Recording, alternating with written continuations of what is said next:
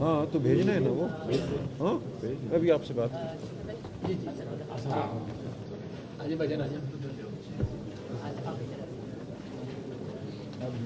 بہت شکریہ سر. بہت شکریہ سر.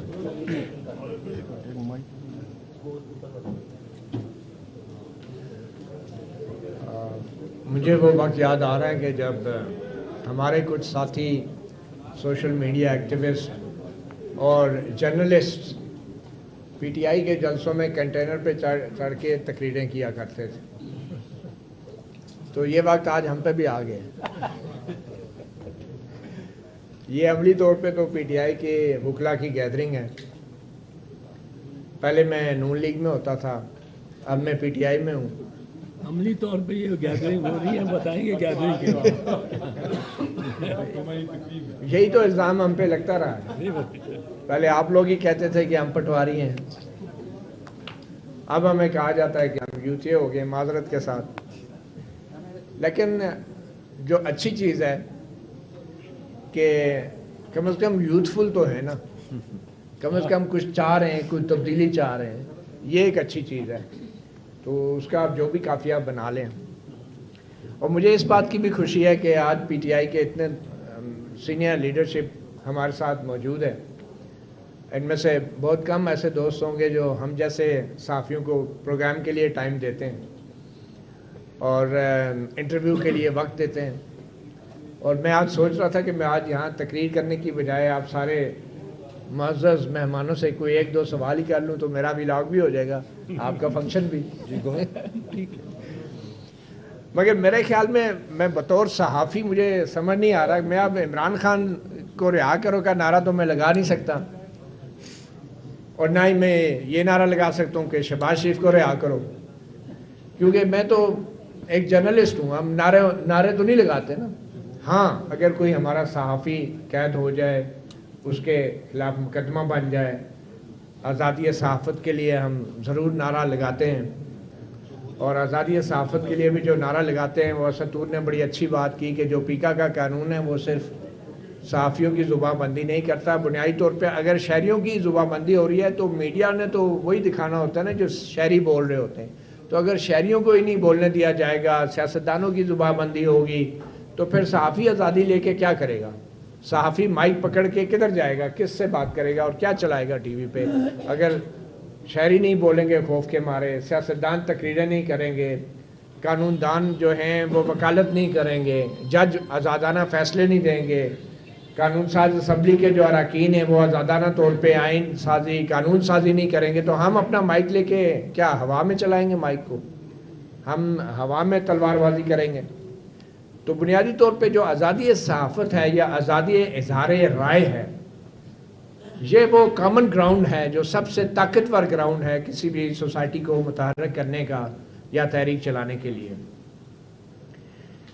اور اس وقت ایگزیکٹلی وہی سچویشن ہے جو جنرل مشرف کے دور میں تھی.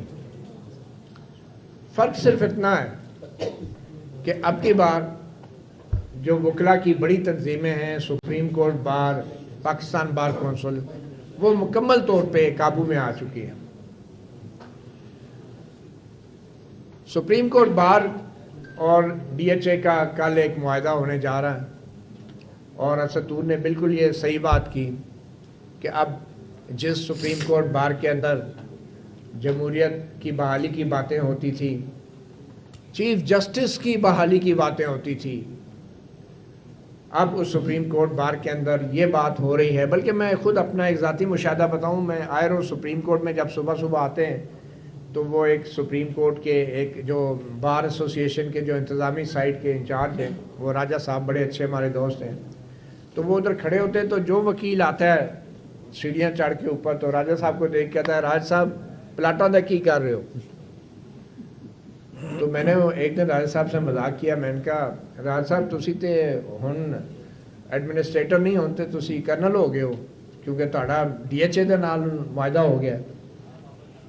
تو یہ صورتحال ہے کہ सुप्रीम कोर्ट बार के वकला जिन्होंने मुशर्रफ जैसे डिक्टेटर को भगाया और जिसमें बैरिस्टर एतजाज़ अहसन साहब जो थे सुर्खेल थे उस वकला तहरीक के, आज सुप्रीम कोर्ट बार के वकला 26वीं आइनी तरमीम के बाद जो कुछ अदलिया के साथ हुआ है और जो कुछ जिस तरह का जुडिशल कमीशन बना है वो आज वकला कहीं भी नज़र नहीं आ रहे।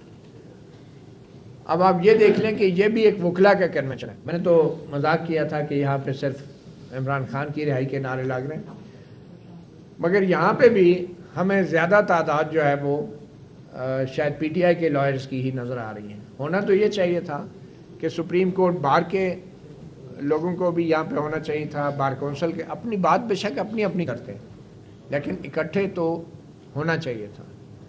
और सबसे बड़ी बात यह है कि इतने सीनियर वकला हैं, बैरिस्टर एतजाज़ अहसन, सरदार लतीफ़ खान खोसा साहब, सलमान अकरम राजा साहब और बैरिस्टर गौहर हैं, इनसे बड़ा साथी कौन होगा आसमा जहांगीर का। मगर आज ये लोग आसमा जहांगीर ऑडिटोरियम में अपनी ये कॉन्फ्रेंस नहीं कर सकते और यहाँ होटल में बैठ के इनको वो बातें करनी पड़ रही हैं जो बातें आसमा जहांगीर सारी ज़िंदगी करती रही और आज उनके नाम के बने हॉल में बैठ के ये वकला वो बातें नहीं दोहरा सकते। इसके लिए मैं समझता हूँ कि अगर आप आसमा जहांगीर ऑडिटोरियम में अपनी स्पेस नहीं ले पाए तो फिर अमराना कुव्वतों से आप अपनी स्पेस कैसे लेंगे।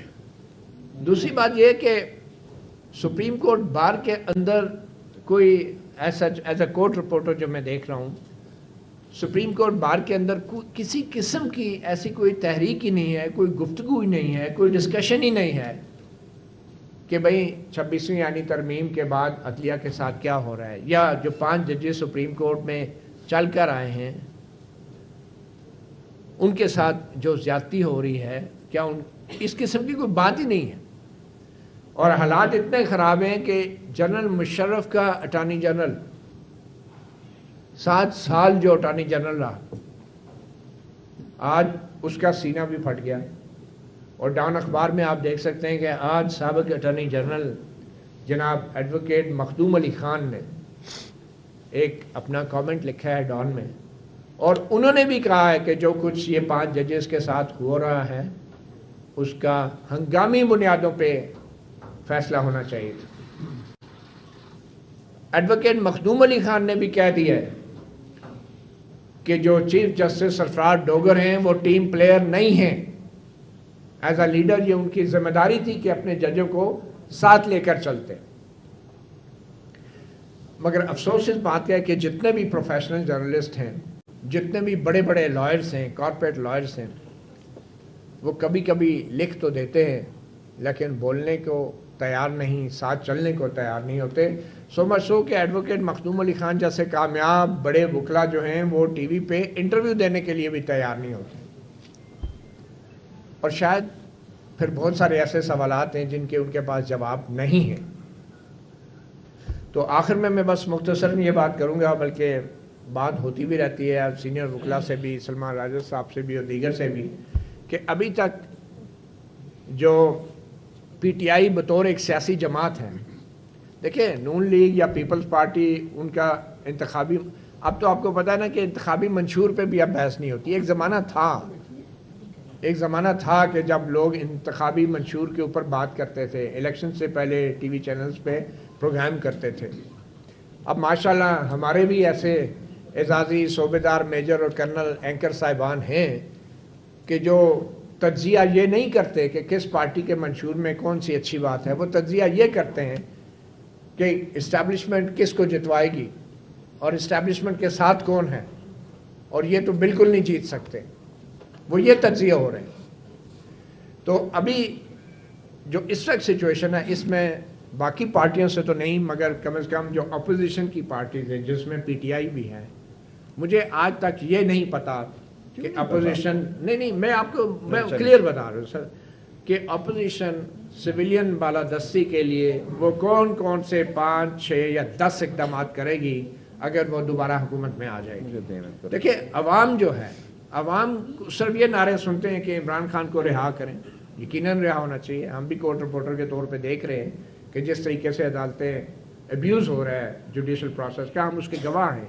مگر اس کے بعد لوگوں کے اندر بحث صرف یہ نہیں ہونی چاہیے کہ ایک سیاستدان کو جیل سے باہر نکال دیا جائے, اور ہر بندہ سوال بھی یہی کر رہا ہے. بحث یہ ہونی چاہیے کہ سویلین بالادستی کو کیسے یقینی بنائے گی کوئی بھی سیاسی جماعت, اور میرے خیال میں وہ اس بات سے سویلین بالادستی نہیں ہوگی کہ جیل سے پیغام آئے کہ ہم اسٹیبلشمنٹ سے مذاکرات کریں گے. آپ مذاکرات جو بھی کریں, لیکن کوئی ایسا ایکشن پلان تو دیں نا لوگوں کو جس کے اوپر لوگ سوچیں, بات کریں. مثال کے طور پہ سویلین بالادستی کیسے قائم ہوگی کہ اگر اب دوبارہ خان صاحب حکومت میں آ جاتے ہیں تو وہ کسی کو کیا گارنٹی ہے, کیا ایسی ایشورنس ہے کہ وہ واپس آ کے جو جمہوریت ہے اور سویلین بالادستی ہے اس کو بحال کریں گے. اس کے لیے میں 2-3 مثالیں دے دوں.